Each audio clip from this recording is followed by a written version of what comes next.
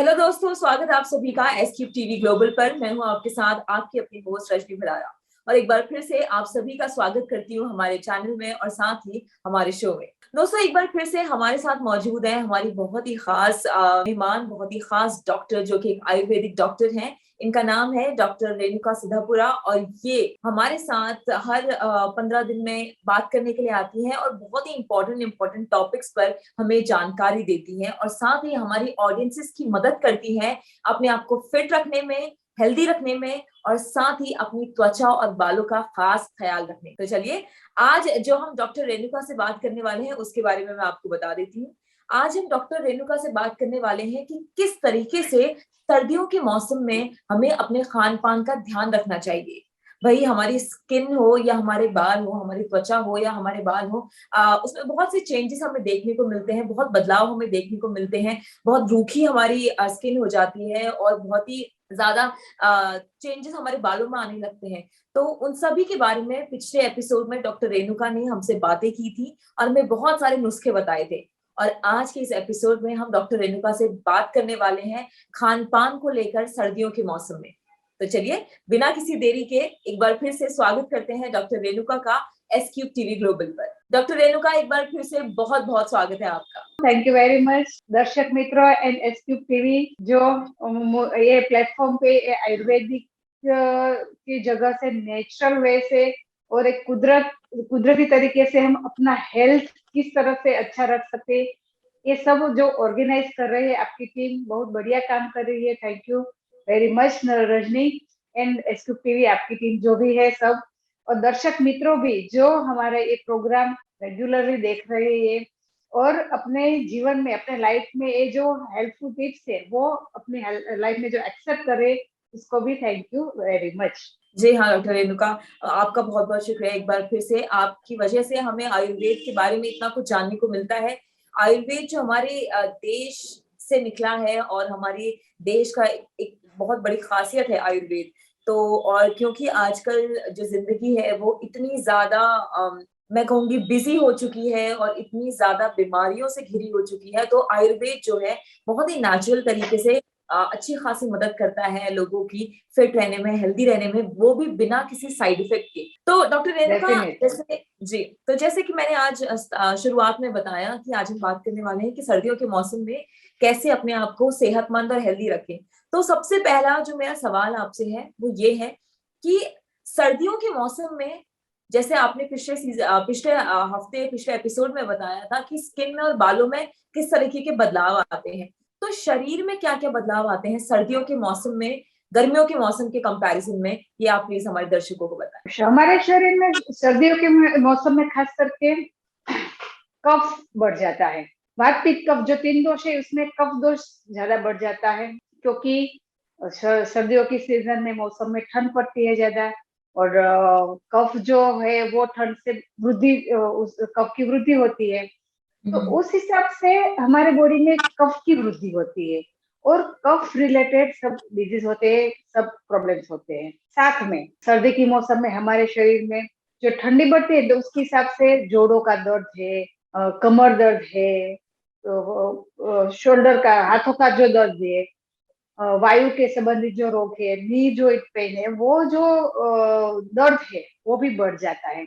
क्योंकि सर्दियों के मौसम में जो ठंड पड़ती है तो उसके हिसाब से हमारे बॉडी के जो इंटरनल जो बोन्स है, हमारी हड्डियां है, उसमें भी जकड़ापन आ जाता है, तो उसके हिसाब से भी हमें पेन रहता है। तो इस मौसम में खास करके कफ रिलेटेड जो प्रॉब्लम है, एलर्जिक प्रॉब्लम है, एलर्जिक ब्रोंकाइटिस है, अस्थमा है, एलर्जिक कोई भी प्रॉब्लम है, उस हिसाब से कफ और कोल्ड का प्रॉब्लम बढ़ जाता है। एलर्जिक खांसी भी रहती है किसी किसी को, और साथ साथ में पूरे बॉडी में देखे तो एलर्जिक प्रॉब्लम, स्किन डिजीज भी कोई एलर्जिक हो जो कफ रिलेटेड है, पित्त रिलेटेड है, वो भी बढ़ जाता है। तो खास करके सर्दियों के मौसम में जो ठंड से होने वाले जो भी डिजीज है, बढ़ने वाले जो डिजीज है, वो खास करके बढ़ जाते हैं। तो डॉक्टर रेणुका, जैसे आपने बताया कि सर्दियों के मौसम में जो डिजीजेज है, खासकर कफ से रिलेटेड डिजीजेज, वो बहुत ज्यादा जो है वो बढ़ जाते हैं, तो इनका कैसे ध्यान रखा जाए, कैसे ख्याल रखा जाए इनका सर्दियों के मौसम में? कफ रिलेटेड जो डिजीज है वो खास करके सर्दियों के मौसम में बढ़ जाते हैं। उसकी जो ट्रीटमेंट है वो ठंड से बढ़ता है, तो हमें उसकी गर्म ट्रीटमेंट करनी है, विरुद्ध विरुद्ध ट्रीटमेंट के लिए। तो वो ट्रीटमेंट के लिए हमें खाने पीने भी ख्याल रखना है, हमारे आहार और विहार, यानी कि हमें जो विहार कर रहे हैं, घूमते हैं फिरते हैं, उसमें भी ख्याल रखना है।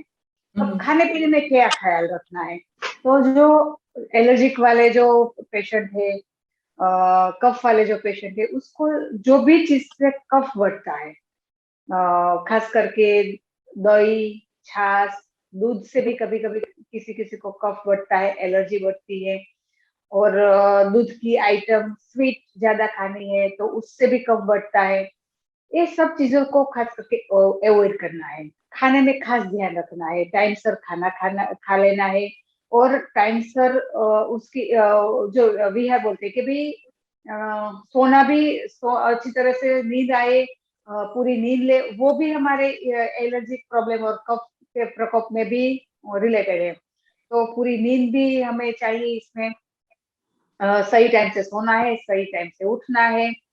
और खाने का जो जंक फूड है वगैरह, जो हमारे इम्यूनिटी को कम करता है, खास करके हमें जो, अगर हम हमारे इम्यूनिटी पर ध्यान ख्याल करते हैं, ध्यान देते हैं अच्छी तरह से, तो हमें सर्दी कफ में भी कोई हमारी हेल्थ इश्यू नहीं आते हैं। अगर आपकी इम्यूनिटी कम है तो सर्दी कफ में भी हमें तकलीफ रहती है।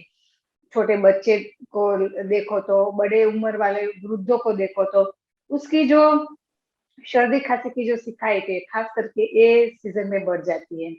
वायरस वाले जो भी एलर्जी प्रॉब्लम है, अभी जो कोरोना है तो वो भी बढ़ने का, इस सीजन में शायद इसे बढ़ने का हम अगले अगले सीजन में बढ़ गए, तो इस सीजन में ऐसा रोग भी, जो इन्फेक्शन डिजीज है वो भी बढ़ जाता है, फ्लू जैसे डिजीज भी बढ़ जाते हैं। तो ये सब का हमें ख्याल रख के उस हिसाब से हम आहार विहार का प्लान करते हैं, तो हम डेफिनेटली इस चीज का से बच सकते हैं।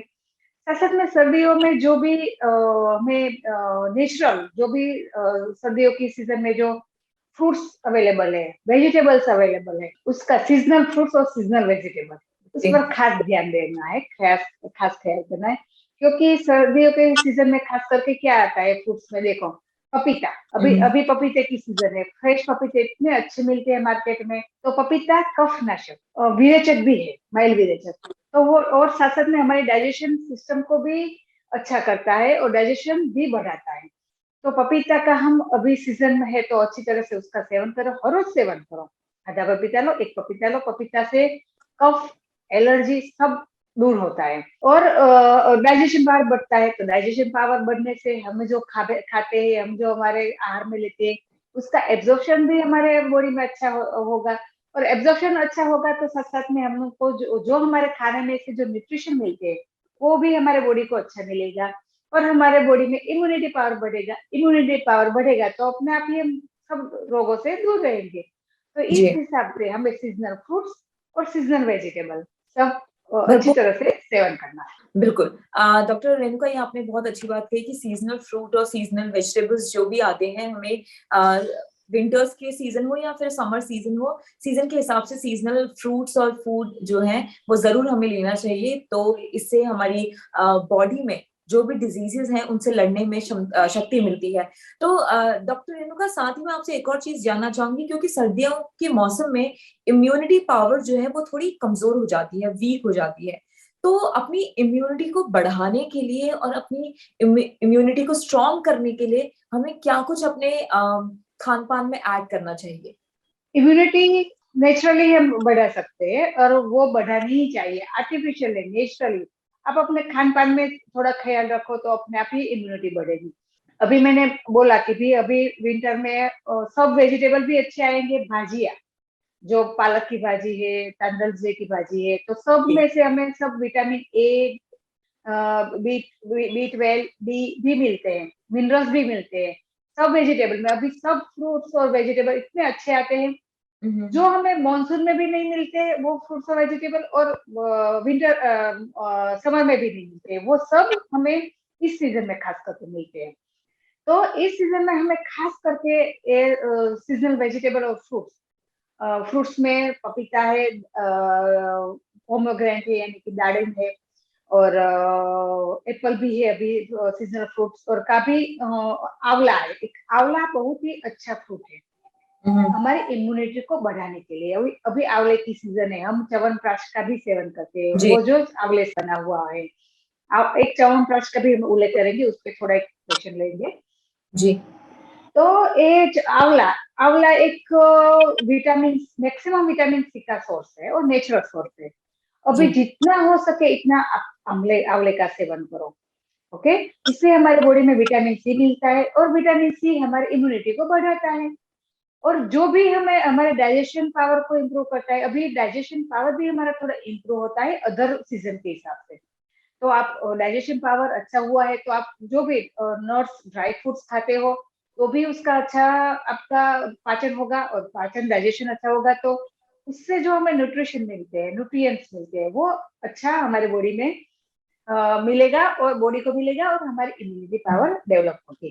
तो जी। इस तरह से हम हमारे खान पान में थोड़ा ख्याल रखेंगे तो हमारा इम्यूनिटी नेचुरली बूस्ट होगा। तो डॉक्टर रेणुका, साथ ही जैसे आपने च्यवनप्राश के बारे में भी बताया, तो च्यवनप्राश के क्या महत्व हैं और वो कितना ज्यादा इफेक्टिव होता है, उसके बारे में मैं आपसे जानना चाहूंगी। और साथ ही मैं ये भी जानना चाहूंगी कि क्योंकि जो बाजार में जो च्यवनप्राश उपलब्ध होता है उसमें बहुत ज्यादा मात्रा में चीनी का इस्तेमाल होता है, तो क्या हम घर पर किन किन इंग्रेडिएंट से हम च्यवनप्राश नेचुरल तरीके से बना सकते हैं और सेवन कर सकते च्यवनप्राश, च्यवन ऋषि जो आयुर्वेद के प्रणेता है, चरक ऋषि, तो उस चरक ऋषि जो है आयुर्वेद की प्रणेता, उससे च्यवनप्राश का सेवन करके अपनी जो पूरी लाइफ है वो एकदम रिजुविनेट हुई अपने लाइफ में, और हैं? जी। पूरा उसने रसायन कर्म किया, अपने बॉडी पे रसायन कर्म किया, और इतना इम्यूनिटी पावर उसने अपना इम्प्रूव किया, वो सिर्फ च्यवनप्राश का सेवन करने। च्यवनप्राश में मेन इंग्रेडिएंट्स आंवला होता है। आंवला एक रसायन औषध है, और आंवला में मैक्सिमम विटामिन सी का सोर्स है। आपको पता है कि विटामिन सी हमारे बॉडी के लिए कितना, इम्यूनिटी के लिए, खास करके इम्यूनिटी के लिए, जिस तरह से हम कैल्शियम, हमारे कैल्शियम का रोल भी हमारे बॉडी में है, B12 का भी रोल है, डिफरेंट डिफरेंट रोल, इस तरह से विटामिन सी का रोल है इम्यूनिटी को बढ़ाना, रिजुविनेशन को अच्छा करना, हमारे बॉडी का रिजुविनेशन करना, ये रोल मेन विटामिन सी का है। तो मैक्सिमम सोर्स विटामिन सी आंवले में है, और साथ साथ में आंवले आंवले में 5 रस है। सोर्स आयुर्वेद में बताया कि हमें हर रोज 6 रसों का सेवन करना चाहिए: मधुर, अम्ल, लवण, कटु, तिक्त, कषाय। मधुर, अम्ल, लवण, मधुर यानी कि स्वीट, अम्ल यानी कि खट्टा, लवण यानी कि सॉल्ट, कटु, तिक्त, कषाय। कटु यानी कि तीखा, कटु तिक्त यानी कि कड़वा, और कषाय यानी कि तुरा। ये 6 रस का हम हर रोज हमारी लाइफ में अच्छी तरह से सेवन करते हैं तो हमारा बॉडी में सब जो दोष है वो बैलेंस रहते हैं, हमारे बॉडी का दोष सब जो है वात पित्त कफ। तो आंवले में सोल्ट के सिवाय 6 रस है, 5 रस है। तो सिर्फ आंवले का सेवन करते हो तो आपको 5 रस बॉडी में मिल जाता है, जी। ओके। तो ये च्यवनप्राश में मेन इंग्रेडिएंट्स आंवला है, साथ में उसका प्रपोर्शन है चीनी, खड़ी साकर, चीनी नहीं डालते इसमें, खड़ी साकर रहती है। बाजारू जो च्यवनप्राश है वो चीनी से बनाया होता है या आर्टिफिशियल चीनी से बनाए होते हैं, वो हम ट्रस्ट नहीं कर सकते। लेकिन उसकी जो मेन आयुर्वेद ने जो बताई है उसमें हम खड़ी साकर यूज करते हैं, और साथ साथ में 40 औषधियां पड़ती है। च्यवनप्राश बनाने में हमें 40 औषधियां पड़ती है। शास्त्रोक्त च्यवनप्राश बनाओ तो आपको 4-5 किलो बनाना तो 1 हफ्ता निकल जाता है, अगर आप शास्त्रोक्त रीत से बनाओ तो। उसमें घी, गाय का घी भी पड़ता है, चीनी भी पड़ती है, आंवला है जो मेन रसायन कर्म करता है, और साथ साथ में जो अभी सर्दी की सीजन में कफ ज्यादा बनता है तो सर्दी के लिए जो भी औषधि है जो मैं बोलती हूँ, केसर रहता है, इलायची रहती है, तज पाउडर रहता है, वास कपूर रहता है, और मरी पाउडर रहता है। तो ये जो 6 मेन, आंवला के बाद एक दिवस आते हैं 6, और उसके बाद जो काष्ठीय औषधों जो 35 जितनी औषधियां रहती है, उसमें मेन औषधियां रहती है दशमूल, 10 मूल क्वाट एंड अष्टवर्ग। अष्टवर्ग में भी 8 औषधियां रहती है और दशमूल में भी 10 औषधियां रहती है जी। तो इसमें अष्टवर्ग में 8 औषधियां रहती है और दशमूल में भी 10 औषधियां रहती है। इसके अलावा भी औषधियां है च्यवनप्राश बनाने में। तो च्यवनप्राश बनाने में इतनी औषधियां, खड़ी साकर और आंवला, ये सब जो है उसका इस्तेमाल होता है। और उसमें कई औषधियां हमारे बॉडी को डाइजेशन पावर इंप्रूव करता है, कई औषधियां है जो हमारे ब्लड लेवल को भी बढ़ाता है, कई औषधियां है कि वायु को दूर करता है, कई औषधियां है कि पित्त को दूर करता है। तो साथ साथ कफ को दूर करने वाली औषधियां तो है ही इसमें। तो ये च्यवनप्राश तीनों दोषों पे काम करता है और हमारे बॉडी का इम्यूनिटी पावर को बढ़ाने के लिए एक रामबाण औषधि है। तो अवश्य ही हमें सर्दी की सीजन में 3 महीने 4 महीने च्यवनप्राश का, हर रोज च्यवनप्राश को 5 ग्राम का सेवन करना चाहिए सुबह में, दिन में एक बार। तो आप अपने बॉडी का इम्यूनिटी भी बढ़ा सकती है और अपने बॉडी को एक रिजुवेशन भी कर सकती है और साथ साथ में हेल्दी भी बना सकती हो। डॉक्टर रेणुका, तो जैसे आपने च्यवनप्राश के बारे में इतना कुछ बताया, तो मैं एक और सवाल आपसे जानना चाहूंगी कि क्या कोई ऐसा पर्टिकुलर प्रोडक्ट है मार्केट में अवेलेबल जिसके बारे में आप दर्शकों को बताना चाहेंगे कि इस ब्रांड का च्यवनप्राश जो है वो नेचुरल है और उसको आप इस्तेमाल कर सकते हैं? जो पर्टिकुलर ऐसे एक सिर्फ कोई ब्रांड नहीं है, लेकिन जो पुराने सब जो भी फार्मेसी वाले चंदू सांडू वगैरह जो है, और कोई आयुर्वेद डॉक्टर बना रहा है उसके पास से आप लो तो भी वो ट्रस्टेड रहेगा। क्योंकि इसमें ट्रस्ट फैक्टर तो बहुत काम करता है।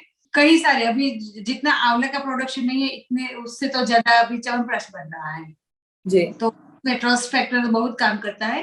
तो आप कोई डॉक्टर से परचेस करते हो या ये जो पुरानी फार्मेसी वाले हैं जो भी लोग, उससे आप लेते तो आप ट्रस्टेबल रहेगा। इसके बाद डॉक्टर, अगला सवाल ये है, आपने आंवले के बारे में इतना कुछ बताया और साथ ही बताया कि किस तरीके से आंवला जो है वो सर्दियों के मौसम में खासकर कितना महत्वपूर्ण हो सकता है और कितनी मदद कर सकता है एक अच्छी सेहत को बनाए रखने में। तो एक दिन में कितना आंवला एक इंसान ले सकता है? एक इंसान को दिन में 2 से 3 आंवले का सेवन कर सकता है। बाकी नॉर्मल जो अच्छा उसका हेल्थ है तो बाकी नॉर्मल रीते तो हमें हर रोज 1 आंवले का सेवन कर सकते हो। 5 ml रस का सेवन कर सकते हैं हम, 1 चम्मच आंवले का रस का सेवन। अगर आप ज्यादा लेते हो तो भी वो इंडाइजेशन का प्रॉब्लम करता है। तो अपनी प्रकृति के हिसाब से कि आपकी प्रकृति कौन सी है, क्या है, उस हिसाब से वो का सेवन करना है। तो डॉक्टर रेणुका, एक और सवाल मेरा आपसे ये भी है कि क्या ऐसी चीज, कोई खान पान की कोई ऐसी चीज जो हम अपने आजकल की दिनचर्या में, सर्दियों के मौसम की दिनचर्या में अपने खान पान में इस्तेमाल में लाएं या फिर ऐड करें जो हम और सीजन में नहीं करते हैं, उसके बारे में कुछ बताएं। Yes definitely. हल्दी का सेवन कुदरत ने अपने आप ही उस हिसाब से प्रोडक्ट किया है कि इस सीजन में सर्दियों का जो भी प्रॉब्लम होता है खास करके, तो उसका मारक है हल्दी। हल्दी anti bacterial antibiotic, natural antibiotic है, नेचुरल स्टेरॉइड भी है, उसमें स्टेरॉइड का भी तत्व पाया गया है लेकिन नेचुरल है। तो हल्दी का सेवन हमें भरपूर करना है। अभी फ्रेश हल्दी भी मिलती है हमें, हरी हल्दी जो मिलती है, तो उसका मैक्सिमम हमें यूज करना है इस सीजन में। और अदरक का भी हमें सेवन करना है क्योंकि हल्दी एंटी बैक्टीरियल और अदरक एंटी वायरल। तो इन दोनों का हल्दी वाला दूध पियो, हल्दी वाला पानी पियो, अदरक वाली चाय पियो, उसका मैक्सिमम हमें सेवन करना है। आफ्टर ऑल इस सीजन में कि हल्दी और अदरक का हमें मैक्सिमम सेवन करना है। पुदीना वाली चाय, पुदीना जो है वो भी एक कफ, हमारे जो एलर्जिक है, वायरल है, उसको भी दूर करता है और साथ साथ में कफ को भी दूर करता है। तो पुदीना, अदरक और हल्दी वाली चाय भी बना सकते हो पानी में डाल के सिर्फ, और हाँ, तो उसमें भी ये डाल के ले सकते हो।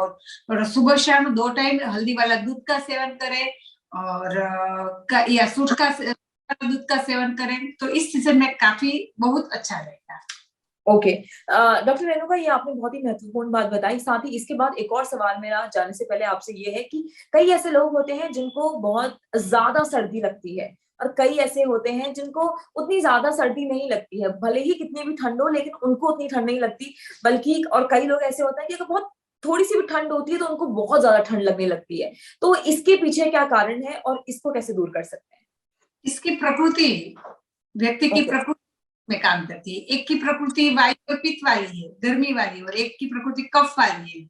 जिनकी प्रकृति कफ वाली है उसको एलर्जिक प्रॉब्लम ज्यादा होगा, उसका डाइजेशन का प्रॉब्लम ज्यादा होगा, तो उसको सर्दी में तुरंत इस सीजन में सर्दी लग जाती है। थोड़ा बहुत ठंडी हवा में गए, थोड़ा बहुत खुली हवा में गए, तुरंत ही उसको सर्दी लग जाती है इस सीजन में, क्योंकि उसकी प्रकृति कफ प्रकृति है जी। तो इसमें व्यक्ति की प्रकृति पर डिपेंड करता है।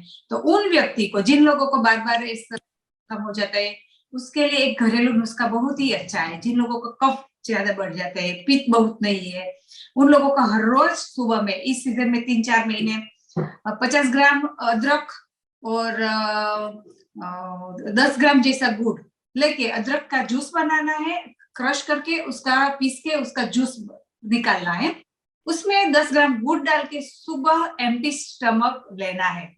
जिन लोगों को प्रॉब्लम है, कफ का प्रॉब्लम है, अस्थमा का प्रॉब्लम है, उन लोगों को 3 महीने तक इसका सेवन करेंगे तो उसका ये एलर्जी प्रॉब्लम हमेशा के लिए चला जाएगा। साथ साथ में उसको गर्म पानी पीना है।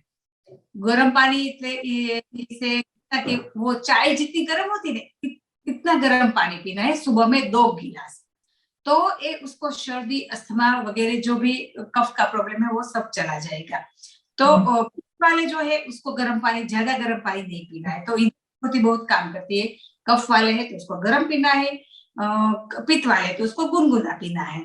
तो इस तरह से वो एक अदरक वाला नुस्खा करेगा और ये पानी का सेवन करेगा सुबह में उठ के 2 गिलास गर्म पानी, कफ का प्रॉब्लम काफी चला जाएगा, एलर्जी का प्रॉब्लम भी चला जाएगा। क्या बात है। तो बहुत ही ज्यादा खास और इम्पोर्टेंट नुस्खा जो है वो बहुत ही इम्पोर्टेंट नुस्खा आपने बताया, और साथ ही मुझे लगता है कि ये बहुत लोगों की मदद करने वाला है, क्योंकि आजकल जो है आजकल की जिंदगी में धूल और पोल्यूशन की वजह से इतनी ज्यादा एलर्जी लोगों को बढ़ गई है।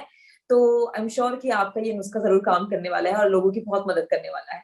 बहुत बहुत शुक्रिया डॉक्टर रेणुका आपका हमारे शो पर आने के लिए, हमसे बात करने के लिए एक बार फिर से। हम जल्द ही आपके साथ एक और एपिसोड लेकर हाजिर होंगे। तब तक के लिए बहुत बहुत धन्यवाद। थैंक यू दोस्तों, अभी के लिए इतना ही। आप सभी देखते रहिए और सब्सक्राइब कीजिए एसक्यूब टीवी ग्लोबल।